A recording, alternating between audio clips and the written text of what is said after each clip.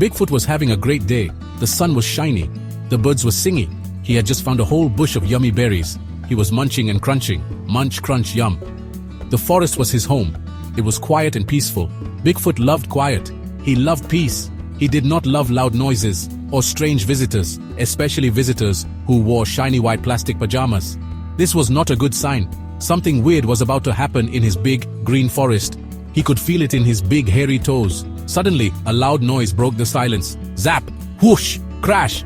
A big metal box fell from the sky. It landed right in Bigfoot's favorite napping spot. Ouch! That was not very polite. The box opened with a hiss. Shh! Out walked three strange figures. They were tall and clumsy. They were covered in white armor.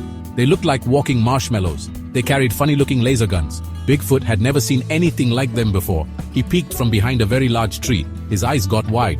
Who were these guys? The stormtroopers looked around. Their names were TK-421, TK-828, and Bob. Bob was new. They were lost, very lost. Their ship had crashed. "Where are we?" asked TK-421. "This doesn't look like the Death Star parking lot," said TK-828. Bob just pointed a shaky finger. "Look, a giant walking carpet," he squeaked. They all stared at Bigfoot. Bigfoot stared back. He was not a carpet. He was a very proud creature of the forest. And he did not like being called a carpet. This was getting personal. Bigfoot stood up tall. Very, very tall. He was taller than the tallest tree. Okay, maybe not the tallest tree, but he was super tall. He let out a mighty roar. It was a roar that shook the leaves on the branches. It was a roar that made the little squirrels run and hide. It was a roar that said, "This is my forest. Go away, you plastic spacemen." The stormtroopers clutched their blasters. Their white armor rattled. They were supposed to be scary, but right now, they were the ones who were scared. A lot. The stormtroopers did not understand roaring. They were trained to shoot things. It was pretty much all they knew how to do. So they did what they were trained to do. They raised their E11 blaster rifles. "Blast him!" yelled TK-421.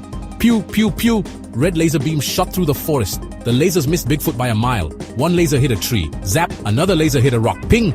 Another one hit a beehive. Bzzz! This was a very bad idea, a very, very bad idea. Bigfoot was not happy. First, they called him a carpet. Now, they were shooting at him, and they disturbed the bees. He dodged the silly red lights. He was fast. He was nimble. He was a forest ninja. A big, hairy forest ninja. He grabbed a huge pine cone. It was the size of a pineapple. He threw it with all his might. Whoosh! The pine cone flew through the air. It hit TK-421 right on the helmet. Bonk! The stormtrooper wobbled. He saw little stars. He fell over like a toy soldier. The other two stormtroopers panicked. "He's got pine cones!" shouted TK-828. "Run!" yelled Bob. But Bigfoot was already on the move. He picked up a giant log. It was heavy, but Bigfoot was super strong. He swung the log like a baseball bat. Swoosh! He knocked the blasters out of their hands. The guns flew into a muddy puddle. Sploosh! Now the stormtroopers had no weapons. They were just two clumsy guys in plastic suits, and one very angry Bigfoot. The angry bees came swarming out of their hive. They were not happy campers, not at all. They saw the shiny white stormtroopers. The bees thought they looked like giant weird flowers, so they chased them. Bzzz! The stormtroopers ran around in circles. "Ah, space bees!" they screamed. They tripped over roots. They bumped into each other. It was chaos, complete and utter chaos. Bigfoot watched them run. He thought it was a little bit funny. Maybe these guys weren't so tough after all. They were just silly. After a lot of running, the stormtroopers were tired. The bees got bored and went home. The stormtroopers sat on the ground. They looked sad. Their white armor was covered in mud and bee goo.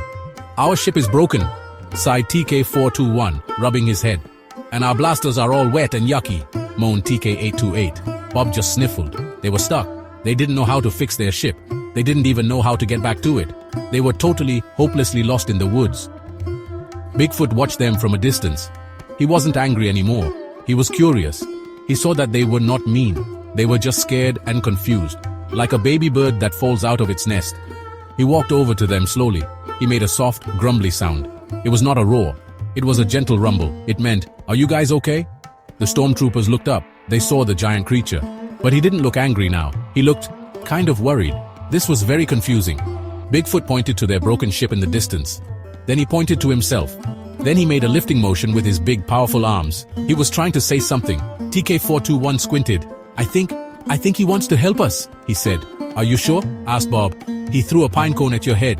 TK-421 nodded. "Yes, but we did shoot at him first. and he seems nice now. Bigfoot grunted again and gave them a big, toothy grin. It was a slightly scary grin, but it seemed friendly. They all walked back to the crashed ship. It was wedged between two giant redwood trees. It was stuck good. The stormtroopers pushed. They grunted. They groaned. But the ship wouldn't move. It was too heavy. Bigfoot watched them struggle. Then he stepped forward. He put his big furry shoulders against the metal hull. He took a deep breath. And then he pushed. Grrr! With a mighty heave, he shoved the ship. The ship creaked. It groaned. And then it popped free. The stormtroopers were amazed. They cheered. "You did it!" they shouted. "You saved us, big hairy guy!" Bigfoot felt proud. He puffed out his chest. It felt good to help. It felt much better than roaring and throwing pine cones. TK-828 managed to fix the ship's communication system. It was crackly, but it worked. He sent a message. "Help is on the way," he announced. They were going to be rescued, and it was all thanks to their new, furry friend. While they waited, they all shared Bigfoot's berries. They were sweet and juicy. The stormtroopers took off their helmets. They weren't scary monsters underneath. They were just regular guys. Bigfoot learned that they were not very good at their jobs. They missed almost everything they shot at. Bigfoot showed them how to throw pine cones accurately. He set up a target. Bonk, bonk, bonk.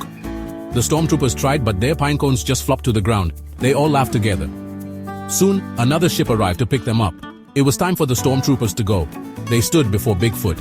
TK-421 gave a crisp salute. "Thank you, friend," he said. "You taught us something today." Bob gave Bigfoot a shiny medal from his uniform. "For bravery," he said. Bigfoot didn't know what a medal was, but he liked how it sparkled. He grunted happily. He would keep it with his favorite shiny rocks. It was a good memory of a very weird day. As the ship flew away, Bigfoot waved. The stormtroopers waved back from the window. Bigfoot learned that you shouldn't judge someone by their plastic pajamas, and the stormtroopers learned that sometimes the biggest roaring monsters can have the biggest hearts. The forest was quiet again, but it didn't feel lonely. Bigfoot knew that even if you look very different, you can still find a way to be friends. And that was the best lesson of all. The very best.